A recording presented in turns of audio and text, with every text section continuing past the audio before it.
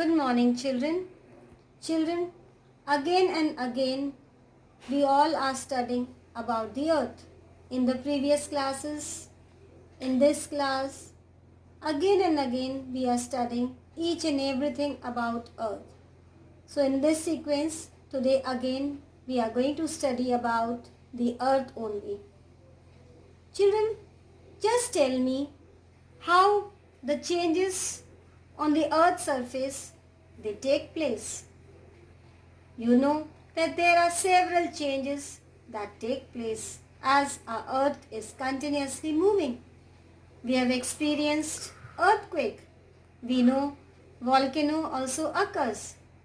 You all are familiar with tsunami. So why all these natural calamities they take place? You might be wondering how this occurs. So this is all we are going to discuss in our today's chapter of geography. And the name of the chapter is Our Changing Earth. Children, inside the earth there are movements taking place. Continuous movements. It is going on inside the earth. So the movements which take place inside the earth, those are known as endogenic forces. And the movements, the changes that take place on the surface of the earth, that is known as exogenic forces. Now children, the question arises, what happens when these movements or when these forces they change? As you have heard, there are several plates inside the earth. Those plates, they are known as tectonic plates. So when there are movements in these plates, the changes are seen and experienced on the surface of the earth. So today we are going to study about these changes, that when there is movement in the tectonic plates, what happens? What are the natural calamities that come on the surface of the earth, and the whole country, even the whole world experiences the same changes. So now let's begin with the explanation. So children, I was talking about the two different types of forces that occur inside the earth and outside the earth. And when these forces take place, when there changes in these forces take place, we can see the changes in the earth's surface in the form of mountains, volcano, mushroom rocks, delta, sea arches and even sand dunes. So I think you all are familiar with many of these things, but still we'll study in little more detail about these formations. So children, as I have told you right now, the changes on the earth's surface is due to two types of forces, endogenic force and exogenic force. Now the question arises, what is endogenic force? It refers to the forces that occur beneath the surface of the earth. So these are the forces that takes place inside the surface of the earth. Deep inside the earth's core, heat is generated, and this heat is transferred upward to the mantle, causing it to slowly circulate. That is, when this heat is transferred upwards to the mantle, this heat is slowly circulated, and this movement of the lava applies force on the lithospheric plates above, and these plates they keep shifting and sliding at a very low speed of a few millimeters in a year in different directions. The movement of these plates is called tectonic activity or plate tectonics. So children, try to understand what is this plate tectonics. When this movement takes place, the heat is generated, and this heat moves upward towards the mantle, and then these plates, they keep shifting and sliding at a very low speed in different directions. So, the movement of these plates in different directions is called plate tectonics or tectonic activity. So, there are 20 lithospheric plates of different sizes, children. So, how many lithospheric plates are there? There are 20 lithospheric plates of different sizes, and these plates, they are known as tectonic plates. And when this endogenic force occurs, what are the different formations, what are the different calamities that takes place? They are earthquake, tsunami, volcano, and change in the earth's landscape. So, this is, you can see the movement of the tectonic plates. The earth's crust is cracked, and the pieces of the earth's crust formed by the cracks are called tectonic plates. The plates, children, are continually moving, and this movement helps to form volcanoes. Everybody is familiar with the term volcanoes. Now comes earthquake. Earthquake focus and epicenter. It is the point of origin of the earthquake. Sudden movement occurs deep below the crust or mantle, causing tectonic plates to move vigorously in a high speed. So, concentric shock waves generated from this point determines the extent of damage caused.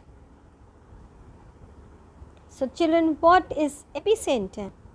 Epicenter is the point on the earth's surface which is directly above the focus. It is most commonly used to describe the point of concentration of an earthquake. And earthquakes are measured using the moment magnitude scale or simply magnitude scale. This measures the size of the seismic waves during the earthquake. Now, again and again you all have heard the word tsunami. What is tsunami? When the epicenter of earthquake is in seabed, it causes huge tidal waves which could have devastating effect on seashores. Such phenomenon is known as tsunami. So, children, this is how the tsunami takes place. This is the epicenter, this is the plate movement, that is the movement of the plate tectonics. This is the seabed, and when there are changes, when there are movements, this tsunami takes place. Now, another natural calamity which takes place due to the movement of these plates is volcano. So, what is a volcano? A volcano is an opening or rupture in a planet's surface which allows hot molten rock, ash and gases to escape from below the surface. So, when the volcano takes place, there is an opening on the earth's surface, and this hot molten rock, ash and gases, they come out from deep inside the earth at a greater speed. So, this is known as the volcanic eruption. Now, change on the earth's surface. What are the changes when this earthquake and volcanoes occur? What are the changes seen on the earth's surface? Like, changes can be seen in the form of mountain ranges and trenches. Slow movement of lithospheric plates, they causes change on the earth's surface, and collision of plates, they create mountain system of earth like the Himalayas and huge trenches on the ocean floor. Now comes another force. So, children, now we have come to the end of the endogenic force. We will quickly summarize what is endogenic force? Endogenic force occurs beneath the surface of the earth. It causes natural devastation and physical change in the earth's surface like earthquake, volcanoes, and formation of mountains or valleys. Now another force is exogenic forces. Now what is exogenic forces? Exogenic forces refers to the external phenomena that occur on or above the earth's surface. So it occurs above the earth's surface. And the main elements of exogenic forces are air and water. So river is one of the outcome of exogenic force. Rivers cause changes on the surface over which it flows. So these are the different formations which are formed by the movement of the river. First is meanders. What is meander? It is a snaking pattern of water stream formed by alternatively eroding sediments from the outside of a bend and depositing them on the inside. So it's a snake-like movement formed by eroding sediments from the outside of a bend and depositing them on the inside. Next is oxbow lake. So what is oxbow lake? An oxbow lake is a U-shaped body, of water that forms when a wide meander from the main stem of a river is cut off, creating a freestanding body of water. This landform is so named for its distinctive curved shape resembling the bow pin of an oxbow. So children, again this is formed by the movement of a water when the water is cut off from the main stream and it moves freely. It makes a formation like U. So it is known as the oxbow lake. Now floodplain. What is a floodplain? A floodplain is a generally flat area of land next to a river or stream. It stretches from the banks of the river to the outer edges of the valley. Floodplains are natural flooding outlets for rivers. So children, these are the floodplains. It is a flat area next to a river or stream and it stretches from the banks of the river to the outer edges of the valley. And agriculture remains a critical industry for floodplains today. And why? Because the silty sediment is rich in nutrients that support the growth of the plants. Now levees. What is levees? In times of flood, a river may overflow its banks and spread over the floodplain. As it does so, it loses energy and deposits its material across the floodplain. So as it takes more energy to carry large particles, these are deposited first and therefore they are built up along the banks of the river to form a natural embankment which are called levees. So these are the natural embankment which are formed when the river overflows and the things they get deposited spread over the floodplain. And children, it takes more energy to carry large particles, and when they are deposited along the banks of the river, they form a natural embankment and that is known as levees. Now another formation of the river is delta. Now what is delta? Deltas are formed at the mouth of a river, where the river flows into the ocean or another water body. And when a river carrying sediments reaches a body of standing water, it reduces its velocity, causing it to deposit the sediments at the mouth. So children, how are deltas formed? They are formed first of all at the mouth of a river when the river is about to flow into the ocean or another water body. And children, you know, when the river flows, it carries with it different types of small sediments, and when this sediment reaches the at the end of the last tip of the river, it reduces its velocity and all the sediments are deposited at the mouth of the river.